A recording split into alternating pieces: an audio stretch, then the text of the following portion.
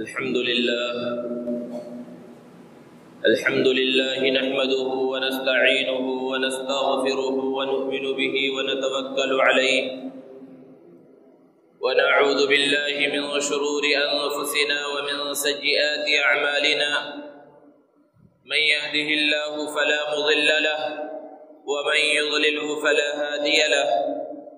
ونشهد أن لا إله إلا الله وحده لا شريك له ونشهد أن سيدنا ومولانا محمدا عبده ورسوله صلى الله تعالى عليه وعلى آله وأصحابه وبارك وسلم تسليما كثيرا كثيرا. أما بعد فقد قال الله تعالى في القرآن المجيد والفرقان الحميد فأعوذ بالله من الشيطان الرجيم بسم الله الرحمن الرحيم وعهدنا إلى إبراهيم وإسماعيل أن طهرا بيتي للطائفين والعاكفين والركع السجود. وقال الله تعالى يا أيها الذين آمنوا كتب عليكم الصيام كما كتب على الذين من قبلكم لعلكم تتقون. وقال النبي صلى الله عليه وسلم من قام ليلة القدر إيمانا واحتسابا غفر له ما تقدم من ذنبه أو كما قال عليه الصلاة والسلام. معزز سامعین کرام، بزرگوں اور دوستوں، ایسا محسوس ہوتا ہے کہ ابھی چند دنوں پہلے کی تو بات ہے کہ ہم رمضان کا انتظار کر رہے تھے اور رمضان کے استقبال کی تیاریوں میں لگے ہوئے تھے، لیکن رمضان کا مہینہ آیا بھی اور بہت تیزی کے ساتھ اس کا پہلا عشرہ گزر گیا، دوسرے عشرے کا آدھا حصہ بھی گزر گیا، باقی آدھا اور آخری عشرہ بھی بہت جلد پلک جھپکنے میں گزر جائے گا، اور ہمارا حال کیا ہے کہ ہم معمول سے زیادہ کھانے اور معمول سے زیادہ سونے کے اندر مشغول ہیں. اللہ رب العزت ہمیں معاف فرمائے اور رمضان کے بقیہ ایام کے ایک ایک لمحے کی، ایک ایک سیکنڈ کی صحیح طرح سے قدر کرنے کی توفیق عطا فرمائے. رمضان کی صحیح طرح سے قدر کرنے کے واسطے آخر عشرے میں اللہ رب العزت نے اور ایک عبادت عطا فرمائی ہے جسے اعتکاف کہا جاتا ہے. اعتکاف کی حقیقت کیا ہے کہ ایک مسلمان بندہ جب پورے سال اپنے دنیا کے کاروبار میں، دھندوں میں لگا رہتا ہے تو اس کے دل پر غفلت کا پردہ پڑ جاتا ہے. رمضان کا مہینہ اللہ نے اسی لیے عطا فرمایا تھا کہ اس غفلت کے پردے کو دھو لیا جائے، ختم کر لیا جائے. اور ایک مسلمان بندہ رمضان کے مہینے کے آنے کے بعد نماز کے اندر لگ جاتا ہے، عبادتوں میں لگ جاتا ہے، صدقہ خیرات میں بھی لگ جاتا ہے، بہت ساری نفلی عبادتیں وہ ادا کرتا ہے، قرآن مجید کی تلاوت کرتا ہے، تو آہستہ آہستہ اس کے دل سے غفلت کا پردہ ہٹ جاتا ہے، ختم ہو جاتا ہے. لیکن کبھی کبھی ایسا محسوس ہوتا ہے کہ رمضان کا مہینہ آ گیا، ہم نماز بھی پڑھ رہے ہیں، روزہ بھی رکھ رہے ہیں، تلاوت بھی کر رہے ہیں، ذکر و اذکار میں بھی مشغول ہیں، زکوٰۃ صدقہ خیرات بھی نکال رہے ہیں، لیکن جس طرح اللہ کی معرفت حاصل ہونی چاہیے اس طرح معرفت حاصل نہیں ہو رہی، اور جس طرح دل کے غفلت کے پردے کو ختم ہونا چاہیے وہ پردہ ختم نہیں ہوا ہے. تو ایک مسلمان بندہ اللہ رب العزت کے دربار میں آ جاتا ہے اپنے دل کو چمکانے کے واسطے، اپنے دل کو صیقل کرنے کے واسطے. جو دل پہلے سے صاف ہو رہا تھا رمضان کی وجہ سے، اس کو اور زیادہ صاف کرنے، اور زیادہ چمکانے کے واسطے مسجد کے ایک کونے کو آ کر پکڑ لیتا ہے اور گویا کی زبان حال سے یہ کہہ رہا ہوتا ہے کہ اے بار الہ، اے پروردگار عالم، میں اس در کو اس وقت تک نہیں چھوڑوں گا جب تک تو مجھے معاف نہیں کرے گا، میں اس دروازے کو اس وقت تک نہیں چھوڑوں گا جب تک تو مجھ پر اپنی رحمت کو نازل نہیں فرمائے گا. یہ اعتکاف کی حقیقت ہے. نبی کریم صلی اللہ علیہ وسلم پر جب پہلی وحی نازل ہوئی تو اس وقت کا حال کیا تھا؟ ہر مسلمان کو معلوم ہے اللہ کے رسول صلی اللہ علیہ وسلم کئی دنوں کا خشک توشہ لے کر غار حرا میں تشریف لے جاتے اور وہاں پر اللہ رب العزت کی عبادت کے اندر مشغول رہا کرتے تھے۔ کئی دن اسی طرح گزر جاتے، اللہ کے رسول صلی اللہ علیہ وسلم اپنے گھر والوں کے پاس نہیں آتے، لوگوں سے ملنا جلنا اللہ کے رسول صلی اللہ علیہ وسلم نے چھوڑ دیا تھا۔ اور جب اللہ کے رسول صلی اللہ علیہ وسلم کی حالت تھی تو اس مقام پر عبادت و ریاضت کے اس مقام پر پہنچے اللہ کے رسول صلی اللہ علیہ وسلم اس آخری امت کے واسطے آخری کتاب کا پہلا سبق لے کر جبرائیل امین اللہ کے رسول صلی اللہ علیہ وسلم اسی غار حرا میں نازل ہوئے۔ محققین نے بیان فرمایا کہ نزول قرآن کے وقت، پہلی وحی کے نازل ہونے کے وقت نبی کریم صلی اللہ علیہ وسلم کی جو کیفیات تھی، نبی کریم صلی اللہ علیہ وسلم کے جو حالات تھے، اللہ رب العزت نے اسی کو رمضان کی شکل میں اس امت کو دے دیا ہے، کیونکہ اللہ رب العزت چاہتے ہیں کہ میرے محبوب کی ایک ایک ادا میری امت کے اندر باقی رہے۔ تو اس لیے نبی کریم صلی اللہ علیہ وسلم کی پہلی وحی کے نازل ہونے کے وقت آپ کے جو حالات تھے، آپ کی جو کیفیات تھی، اسی کو رمضان بنا دیا کہ آپ صلی اللہ علیہ وسلم چونکہ تھوڑا توشہ لے کر گئے، کئی دن کے واسطے گئے تو تھوڑا کھاتے تھے، تھوڑا پیتے تھے، اور رمضان میں مسلمان بندہ دن کے اوقات میں نہیں کھاتا ہے، اپنے کھانے پینے کو کم کر دیتا ہے۔ اللہ کے رسول صلی اللہ علیہ وسلم کے ساتھ مشابہت ہے، اور اللہ کے رسول صلی اللہ علیہ وسلم وہاں جا کر عبادت میں مشغول ہو جایا کرتے تھے۔ ایک مسلمان بندہ رمضان کے مہینے کے آ جانے کے بعد اس کی عبادتوں کے اندر اضافہ ہو جاتا ہے دیگر دنوں کے مقابلے میں، تو اللہ کے رسول صلی اللہ علیہ وسلم کے پہلی وحی کے نازل ہونے کے وقت سے مشابہت ہو جاتی۔ لیکن ایک چیز اور تھی جو حضور اکرم صلی اللہ علیہ وسلم کو حاصل تھی، اور وہ تھی تنہائی، کہ اللہ کے رسول صلی اللہ علیہ وسلم غار حرا میں جاتے تھے، تنہا رہتے تھے، گھر والوں سے، دوست و احباب سے، عزیز و اقارب سے اور دنیا والوں سے دور رہتے تھے۔ یہ کیفیت مسلمانوں کو حاصل نہیں ہوتی رمضان کے اندر بھی، تو اللہ رب العزت نے نبی کریم صلی اللہ علیہ وسلم کی اس کیفیت کو بھی حاصل کرنے اور اس کی مشابہت کو حاصل کرنے کے واسطے اعتکاف عطا فرمایا، کیونکہ یہی چاہتے ہیں اللہ رب العزت کہ میرے محبوب کی، میرے نبی کی ایک ایک ادا امتی کے اندر باقی رہے۔ لیکن ایک چیز ہوتی ہے رہبانیت، جو پہلی امتوں کے اندر تھی اور ہمارے برادران وطن کے اندر بھی ہے۔ رہبانیت کسے کہا جاتا ہے؟ کہ پہلی جو امتیں گزری ہیں، پہلے کے جو مذاہب گزرے، اس کے اندر دنیا کو چھوڑ چھاڑ کر، بیوی بچوں کو، گھر بار کو چھوڑ چھاڑ کر کسی جنگل میں، پہاڑ میں جا کر عبادت کرنا، اس کو بہت اچھا کام سمجھا جاتا تھا، اور جو شخص ایسا کرتا تھا اسے سب سے بڑا بزرگ سمجھا جاتا تھا۔ لیکن اسلام کے اندر یہ چیز جائز نہیں ہے اور نہ یہ چیز پسندیدہ ہے کہ ایک آدمی اپنی دنیا کی ذمہ داریوں کو چھوڑ کر، بیوی بچوں کو چھوڑ کر کہیں جنگل میں چلا جائے، کہیں پہاڑوں میں چلا جائے اور اللہ اللہ کرتا رہے اور اس طرح زندگی گزارے اور سمجھنے لگے کہ میں بہت بڑا بزرگ ہوں۔ بزرگ کچھ بھی نہیں ہے، اس کی کچھ بھی حقیقت نہیں ہے۔ تو رہبانیت سے بھی منع کیا گیا اس امت کے اندر، اور اعتکاف کے اندر تو تنہائی ہوتی ہے اور رہبانیت بھی نہیں ہونا ہے، غیروں کے ساتھ مشابہت بھی نہیں ہونا ہے۔ اس لیے اعتکاف مشروع تو کیا گیا کہ اعتکاف کے اندر تنہائی ہو، لیکن ایسی مسجد کی شرط لگا دی گئی جس میں 5 وقت جماعت کے ساتھ نماز ہوتی ہو، کہ دن میں اور رات میں انسان کو تنہائی ہو لیکن دن میں 5 وقت لوگوں کے ساتھ آمنا سامنا بھی ہو، اور ہفتے میں ایک دن جمعے کے دن ایک بڑے مجمع کے ساتھ ملاقات ہو۔ اس وجہ سے ایسی مسجد کے اندر اعتکاف کو مشروع کیا گیا جس میں جماعت کے ساتھ نماز ہوتی ہو۔ تو یہ ہے اس اعتکاف کی حقیقت۔ اللہ رب العزت نے جو اس کو مشروع کیا، اور نبی کریم صلی اللہ علیہ وسلم اس اعتکاف کو کیا کرتے تھے۔ یہ اعتکاف مشروع کیا گیا دراصل شب قدر کو حاصل کرنے کے واسطے، کہ انسان کو شب قدر مل جائے۔ اور شب قدر کا کیا مقام اور مرتبہ ہے؟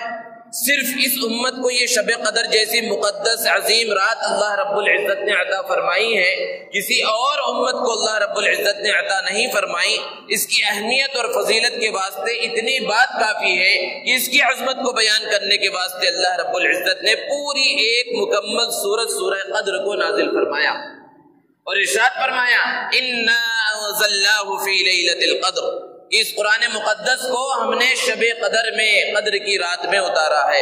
اور یہ شب قدر کیا ہے؟ لیلۃ القدر خیر من الف شہر، شب قدر 1000 مہینوں سے بہتر ہے۔ ایک رات اگر انسان کو مل جائے جو شب قدر ہو اور اس کے اندر اس نے عبادت کی، اللہ رب العزت کو منایا، تو ایسا ہے گویا کہ اس نے 1000 مہینوں تک اللہ رب العزت کی عبادت کی۔ 1000 مہینے کے 83 سال کچھ ماہ ہوتے ہیں، تو گویا کہ 83 سال تک وہ اللہ رب العزت کی عبادت کے اندر مشغول رہا۔ اور اگر کسی کو اپنی زندگی کے اندر 10 شب قدر مل گئے تو تقریباً 833 سال وہ اللہ کی عبادت میں مشغول رہا۔ انسان کی زندگی 50 سال 60 سال 70 سال جتنی بھی ہوتی ہو، 20 شب قدر اس کو اپنی زندگی میں حاصل ہو گئے، 1666 سال تقریباً وہ اللہ کی عبادت کے اندر مشغول رہا۔ اسی لیے اللہ رب العزت نے بیان فرمایا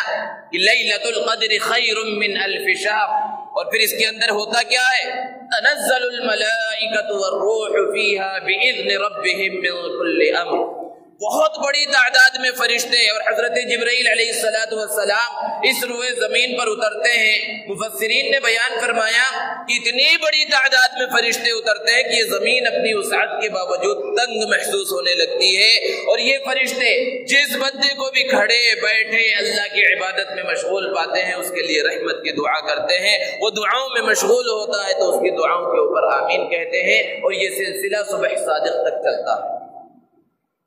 اتنی عظیم رات اللہ رب العزت نے اس امت کو عطا فرمائی، اس کی وجہ کیا ہے؟ مفسرین نے بیان فرمایا اس کا شان نزول کہ اللہ کے رسول صلی اللہ علیہ وسلم کو بنی اسرائیل کے ایک عابد کے بارے میں پتا چلا کہ وہ 1000 مہینوں تک اللہ کی عبادت کے اندر مشغول رہا، ہمیشہ عبادت کیا کرتا تھا، دن کا وقت ہوتا تو ہتھیار لے کر جہاد کے واسطے نکل جاتا اور رات میں عبادت میں مشغول رہتا۔ جب اس بات کا تذکرہ کیا گیا صحابہ کو پتا چلا، صحابہ نے عرض کیا اللہ کے رسول ہم تو اس مجاہد کے اجر و ثواب کو کبھی نہیں پہنچ سکتے کہ مسلسل آج زندگی 1000 سال کے 1000 مہینوں کے برابر ہے مشکل سے، جس کی عمر 83 سال اور 85 سال ہو جائے تو مسلسل عبادت کے اندر وہ شخص مشغول رہا، ہم تو اس کے ثواب کے برابر نہیں پہنچ سکتے۔ تو یہ امت جو کہ خیر امت ہے، سب سے بہترین امت ہے، اللہ کے رسول صلی اللہ علیہ وسلم کی برکت اس امت کو حاصل ہے۔ اللہ رب العزت نے شب قدر عطا فرما دی کہ تم ایک رات اگر صرف پالو تو اس عابد سے زیادہ بہتر ہوگے۔ اسی طرح دوسرا شان نزول بیان کیا گیا کہ اللہ کے رسول صلی اللہ علیہ وسلم کو پہلی امت کی عمروں کے بارے میں پتا چلا کہ ان کی عمریں تو بہت زیادہ تھی، 400 سال 500 سال 1000 سال، اور پھر وہ اس کے اندر بہت زیادہ عبادتوں میں مشغول رہتے۔ دیگر انبیاء کرام کا اللہ کے رسول صلی اللہ علیہ وسلم نے تذکرہ فرمایا کہ وہ 80 سال تک مسلسل اللہ کی عبادت کے اندر مشغول رہے۔ تو پھر صحابہ کرام کے دلوں کے اندر یہ خیال آیا کہ ہم تو ان کے اجر و ثواب کو اور ان کے مقام اور مرتبے کو نہیں پہنچ سکتے، تو اللہ رب العزت نے یہ لیلۃ القدر اور شب قدر عطا فرمائی۔ یہ اتنی عظیم رات ہے، اتنی مقدس رات ہے جو اللہ رب العزت نے عطا فرمائی،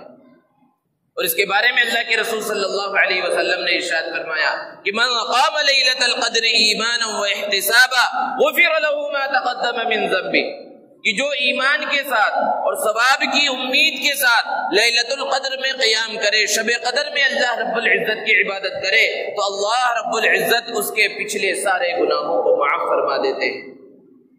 تو شب قدر کا یہ مقام اور مرتبہ ہے، لیکن یہ شب قدر ہے کب؟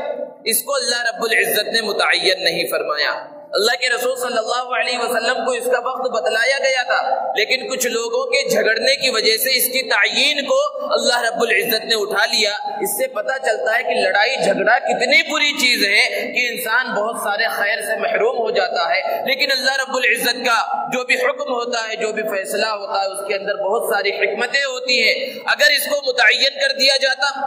تو فلاں رات کے اندر شب قدر ہے تو بندے اس رات کے اندر آ جاتے، اللہ رب العزت کی عبادت کے اندر مشغول ہو جاتے اور یہ سمجھتے کہ ہم نے تو شب قدر کو حاصل کر لیا، اور ایک رات کے بعد پھر کسی اور رات میں اس طرح عبادت نہ کرتے۔ جبکہ اللہ رب العزت چاہتے ہیں کہ میرے یہ گنہگار بندے میرے سامنے بار بار آئیں، مختلف راتوں کے اندر آئیں، اس لیے اس کی تعین کو اٹھا لیا گیا، اس کو متعین نہیں کیا گیا۔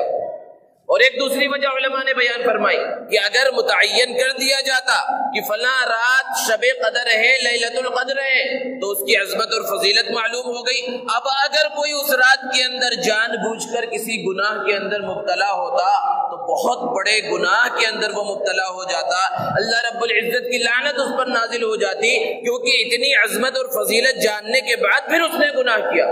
اب چونکہ تعین نہیں ہے، پھر کسی سے گناہ ہو گیا تو ممکن ہے اللہ رب العزت اسے معاف فرما دے۔ تو شب قدر کو اللہ رب العزت نے متعین نہیں کیا، اور نبی کریم صلی اللہ علیہ وسلم نے ارشاد فرمایا کہ اس کو آخر عشرے کی طاق راتوں کے اندر تلاش کرو،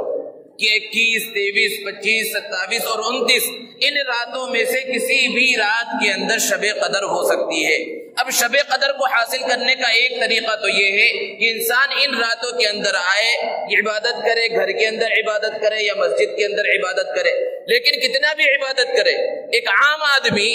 ضروری نہیں ہے کہ وہ پوری رات عبادت کے اندر مشغول رہے، اور جس وقت وہ سونے کے واسطے لیٹا ہو سکتا ہے وہی وقت وہ جو ہے شب قدر ہو، اور جس رات اس نے عبادت نہیں کی ہو سکتا ہے وہی شب قدر رہی ہو، وہی لیلۃ القدر رہی ہو۔ تو سب سے آسان ذریعہ، سب سے بہتر ذریعہ اس شب قدر کو حاصل کرنے کا یہ اعتکاف ہے، کہ اعتکاف کی نیت سے جب بندہ مسجد کے اندر آ گیا تو اب اس کو شب قدر ملنا یقینی ہو گیا، کیونکہ جو اعتکاف کی نیت سے مسجد میں آ گیا تو وہ کھا رہا ہے تو بھی عبادت میں مشغول ہے، وہ پی رہا ہے تو بھی عبادت میں مشغول ہے، وہ سو رہا ہے تو بھی عبادت کے اندر مشغول ہے، وہ کچھ بھی کر رہا ہے مسجد کے اندر عبادت میں، تلاوت میں مشغول ہے تو عبادت میں ہے ہی ہے، لیکن خالی بیٹھا ہوا ہے، سو رہا ہے تو بھی عبادت کے اندر مشغول ہے۔ یہ اعتکاف کا مقام اور مرتبہ ہے۔ اللہ کے رسول صلی اللہ علیہ وسلم نے جب مکہ المکرمہ سے مدینہ المنورہ کی طرف ہجرت فرمائی تو کوئی سال ایسا نہیں گزرا کہ اللہ کے رسول صلی اللہ علیہ وسلم نے اعتکاف نہ کیا ہو۔ ایک مرتبہ کسی وجہ سے اللہ کے رسول صلی اللہ علیہ وسلم کا رمضان میں اعتکاف چھوٹ گیا تو آپ نے شوال میں اس کی قضا کے شوال کے 10 دنوں کا اعتکاف کیا، اور اللہ کے رسول صلی اللہ علیہ وسلم نے اپنی عمر کے آخری سال میں 10 دنوں کے بجائے 20 دنوں کا اعتکاف کیا۔ اس سے پہلے سال کا اعتکاف کسی وجہ سے چھوٹ گیا تھا، اور حضرت عائشہ صدیقہ رضی اللہ تعالی عنہا بیان فرماتی ہے کہ نبی کریم صلی اللہ علیہ وسلم مسلسل اعتکاف کیا کرتے تھے، اور آپ کی دنیا سے پردہ فرما جانے کے بعد ازواج مطہرات اور صحابہ کرام رضوان اللہ تعالی علیہم اجمعین اعتکاف کیا کرتے تھے۔ تو اللہ کے رسول صلی اللہ علیہ وسلم کی سنت ہے اعتکاف کرنا، اور اس کا اجر و ثواب کیا ہے؟ اللہ کے رسول صلی اللہ علیہ وسلم نے ارشاد فرمایا کہ جو مسلمان بندہ رمضان کی آخر عشرے میں ایک دن کا اعتکاف کرتا ہے، اللہ تبارک و تعالی اس کو جہنم سے اتنا دور کر دیتے ہیں کہ 3 خندقوں کے برابر دور کر دیتے ہیں، جس میں سے ایک خندق کا فاصلہ زمین اور آسمان کی مسافت کے درمیان جتنا فاصلہ ہے اتنا دور کر دیتے ہیں۔ ایک خندق کا فاصلہ اتنا ہے، اور 3 خندقوں کا فاصلہ پھر کتنا ہوگا، اور زمین اور آسمان کے درمیان کتنی مسافت ہے، اس کا تو اندازہ اور تصور نہیں کیا جا سکتا۔ تو جو پورا مسنون اعتکاف کرے، 10 دنوں کا اعتکاف کرے، اس کو اللہ رب العزت جہنم سے کتنا دور کریں گے اس کا تو اندازہ اور تصور ہی نہیں کیا جا سکتا۔ اور ایک حدیث میں اللہ کے رسول صلی اللہ علیہ وسلم نے ارشاد فرمایا کہ جو رمضان کے آخر عشرے کا اعتکاف کرے تو اسے 2 مقبول حج اور عمروں کا ثواب اللہ رب العزت عطا فرماتے ہیں۔ اللہ رب العزت کی رحمت کی، اللہ کے کرم کی کوئی انتہا نہیں ہے کہ اللہ رب العزت کس طرح بندوں کو نوازتے ہیں، کس طرح اللہ رب العزت بندوں پر اپنا رحم، اپنا کرم نازل فرماتے ہیں۔ اعتکاف 3 طرح کا ہے، 3 قسمیں اعتکاف کی۔ ایک اعتکاف ہے واجب، ایک اعتکاف ہے نفل، اور ایک اعتکاف ہے سنت مؤکدہ علی الکفایہ۔ واجب اعتکاف یہ ہے کہ انسان نظر مان لے کہ اگر میرا فلاں کام ہو گیا تو میں اتنے دنوں کا اعتکاف کروں گا، یا کام کی شرط نہ لگائی بلکہ ویسے ہی نظر مان لیا کہ میرے اوپر اتنے دنوں کا اعتکاف کرنا واجب ہے، تو جتنے دنوں کے اعتکاف کی اس نے نظر اور منت مانی ہے اتنے دنوں کا اعتکاف اس پر لازم ہو جاتا ہے۔ اور اب ضروری ہے کہ وہ اتنے دن مسلسل اعتکاف کرے، اور اعتکاف کے واسطے روزہ بھی ضروری ہے، اور یہ اعتکاف رمضان میں بھی ہو سکتا ہے اور رمضان کے علاوہ بھی کبھی بھی ہو سکتا ہے، اور یہ اعتکاف کرنا ضروری ہوتا ہے، یہ واجب ہے۔ اور اعتکاف نفل یہ ہے کہ جب بھی انسان مسجد کے اندر آئے تو اعتکاف کی نیت اس نے کر لی تو وہ اعتکاف کی ثواب کو حاصل کرنے والا ہو گیا. یہ 1 گھنٹے کے لیے ہو سکتا ہے, 1 دن 3 دن کے لیے ہو سکتا ہے, 1 منٹ اور 5 منٹ کے لیے بھی ہو سکتا ہے کہ مسجد میں اعتکاف کی نیت سے داخل ہو گیا تو وہ معتکف ہے, اور جیسے ہی مسجد سے نکل گیا اس کا اعتکاف ختم ہو جاتا ہے. اور تیسری صورت, تیسری قسم وہ اعتکاف سنت مؤکدہ علی الکفایہ ہے, جو رمضان کے آخر عشرے کا ہے, کہ اگر کسی مسجد کے اندر کسی نے بھی اعتکاف نہیں کیا تو اس مسجد کے جتنے مصلی ہیں وہ محلے والے سب کے سب گنہگار ہو جاتے ہیں, لیکن اگر کسی ایک نے بھی اعتکاف کر لیا تو سب کی طرف سے ادا ہو جاتا ہے. جیسے کہ جنازے کی نماز یہ فرض کفایہ ہے کہ اگر کوئی بھی کسی میت کی جنازے کی نماز نہ پڑھے پورے محلے والے گنہگار ہو جائیں گے, سب کے سب گنہگار ہوں گے, لیکن اگر چند لوگ ادا کر دیں تو پھر سب کے اوپر سے وہ فرضیت ختم ہو جاتی ہے. اسی طرح اعتکاف یہ سنت مؤکدہ علی الکفایہ ہے کہ اگر کچھ لوگ اعتکاف کے اس فریضے کو, اس مشروعیت کو ادا کر دیں تو سب کی طرف سے ادا ہو جائے گا اور لوگ گنہگار نہیں ہوں گے. یہ سنت مؤکدہ علی الکفایہ ہے. اور یہ کرنا کب ہے کہ 20 رمضان کو جب افطار کا وقت ہو, غروب آفتاب سے پہلے پہلے اعتکاف کی نیت سے مسجد کے اندر داخل ہونا ضروری ہے. 21ویں شب کے آنے سے پہلے 20 رمضان کا جو دن گزر رہا ہے اس دن میں غروب آفتاب ہونے سے پہلے جو اعتکاف کی نیت کے ساتھ مسجد کے اندر داخل ہوگا اور پھر عید کا چاند, شوال کا چاند, چاہے 29 کا ہو چاہے 30 کا ہو, اس وقت تک مسجد کے اندر رہے, وہ سنت مؤکدہ علی الکفایہ جو اعتکاف ہے اس اعتکاف کو کرنے والا شمار کیا جائے گا. ایک بندہ جب اس نے اپنے وقت کو خالی کر لیا اور 10 دنوں کے واسطے اعتکاف کے واسطے آ گیا, اور اعتکاف ایک عبادت ہے, اپنے وقت کو فارغ کیا ہے اس نے, تو اب ضروری ہے کہ وہ اعتکاف کے مسائل کو معلوم کر کے اپنے وقت کو صحیح انداز میں استعمال کرے. بہت سے لوگ ہوتے ہیں جو اعتکاف تو کرتے ہیں, اعتکاف کے ارادے سے مسجد آ جاتے ہیں, لیکن مسائل کے معلوم نہ ہونے کی وجہ سے ان کا اعتکاف درمیان میں ٹوٹ جاتا ہے. اور جو سنت مؤکدہ کا جو ثواب ہے جو اللہ کے رسول صلی اللہ علیہ وسلم نے بتلایا ہے, اپنا وقت فارغ کرنے کے باوجود بھی اس اجر و ثواب کو حاصل نہیں کر پاتے. اس لیے ضروری ہے کہ اعتکاف کے مسائل کو معلوم کیا جائے. ہر عبادت عبادت ہوتی ہے, جیسے ہم نماز کے مسائل معلوم کرتے ہیں, زکوٰۃ کے مسائل معلوم کرتے ہیں, اسی طرح اعتکاف کے مسائل بھی معلوم کرنا چاہیے. اعتکاف کے لیے ضروری ہے کہ انسان مسجد کے اندر رہے, لیکن مسجد کا مطلب یہ نہیں ہے کہ یہ پوری مسجد ہے.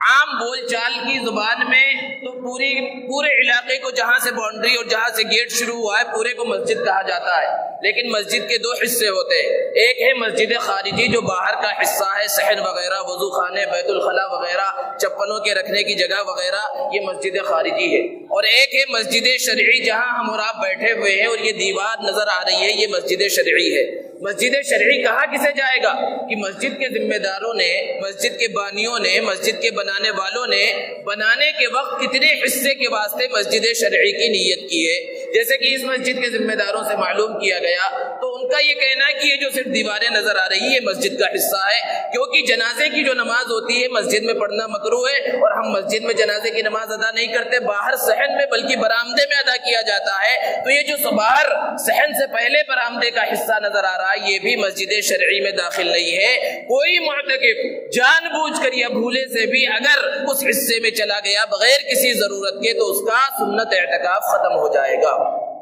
مسجد میں اعتکاف نیچے کے حصے میں بھی کیا جا سکتا ہے, اوپر کے حصے میں بھی کیا جا سکتا ہے, کیونکہ مسجد زمین سے لے کر آسمان تک پورا حصہ مسجد کا ہی ہوتا ہے. لیکن چونکہ مسجد کی سیڑھیاں جو اوپر جا رہی ہیں وہ باہر کے حصے میں ہے, اس لیے نیچے سے بغیر کسی وجہ کے اوپر جانے سے بھی اعتکاف ٹوٹ جائے گا, کیونکہ وہ باہر بغیر عذر کے نکل گیا ہے. کن اعذار کی وجہ سے مسجد سے باہر نکل سکتا ہے کہ اپنی ضروریات زندگی کے واسطے انسان استنجا کے واسطے جائے اور جتنے وقت میں فارغ ہو اتنے وقت میں فارغ ہو کے وضو کر کے مسجد کے اندر آ جائے, بس یہی اس کی ایک ضرورت ہے. اس ضرورت کے علاوہ اگر وہ باہر نکلتا ہے مسجد سے تو اس کا اعتکاف ختم ہو جاتا ہے. اسی یہاں تک کہ بہت زیادہ گرمی کا موسم ہے, تو ٹھنڈک حاصل کرنے کے واسطے اگر کوئی غسل کے لیے باہر جا رہا ہے تو اس سے بھی اعتکاف ٹوٹ جائے گا. یہاں تک کہ جمعہ کا جو غسل ہے یہ سنت ہے، اس غسل کے واسطے بھی اگر کوئی جائے گا تو اس کا اعتکاف ختم ہو جائے گا. ہاں اگر غسل واجب ہو گیا ہے تو اس غسل کے واسطے نکلا جا سکتا ہے اور اپنی دیگر ضروریات کے واسطے نکلا جا سکتا ہے. اسی طرح اعتکاف کے اندر جب مسجد میں بندہ بیٹھ گیا تو اس کے اندر خاموش رہنا اور یہ سمجھنا کہ خاموش رہنا عبادت ہے، یہ سمجھ کر خاموش رہنا یہ بھی غلط کام ہے. انسان عبادت کے اندر مشغول رہے، ذکر و اذکار میں مشغول رہے، کسی سے مسئلے مسائل کے اوپر جو ہے بات چیت کر لے، مذاکرہ کر لے، ان سب چیزوں کی گنجائش ہے مسجد کے اندر. لیکن ادھر ادھر کی باتیں کرنا اور دنیاوی باتیں کرنا، اور خاص طور سے چونکہ ہمارے نوجوانوں کا ایک بہت بڑا طبقہ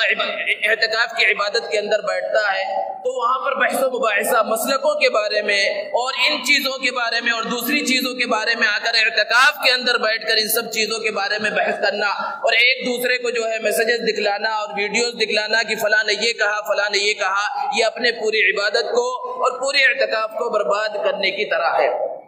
خاص طور سے جب مسجد کے اندر آ گیا بندہ اعتکاف کی نیت سے، تو موجودہ حالات کے اعتبار سے ہمارے بڑے اللہ والے فرماتے ہیں کہ موبائل سے خاص طور سے ان 10 دنوں میں دور ہو جائے، کیونکہ اگر وہ موبائل استعمال کر رہا ہے تو گویا کہ وہ پوری دنیا کے اندر موجود ہے، وہ صرف مسجد کے اندر نہیں ہے. ہاں اپنی ضرورت کے واسطے استعمال کرے، لیکن جس طرح باہر استعمال کرتا ہے، عام دنوں میں استعمال کرتا ہے، اگر اعتکاف کے دنوں میں بھی بالکل اسی انداز میں اس کو وہ سوشل میڈیا کے اوپر جو ہے سب کچھ کام کر رہا ہے اور باقی ساری چیزیں کر رہا ہے، ہو سکتا ہے اس کا اعتکاف ہو جائے، لیکن اعتکاف کے جو اثرات ہیں، جو ثمرات ہیں اور جو برکات ہیں وہ اسے حاصل ہونے والے نہیں ہیں. اس لیے ضرورت اس بات کی ہے کہ مسائل کو اچھی طرح سے معلوم کیا جائے اور پھر اس کے بعد اعتکاف کیا جائے.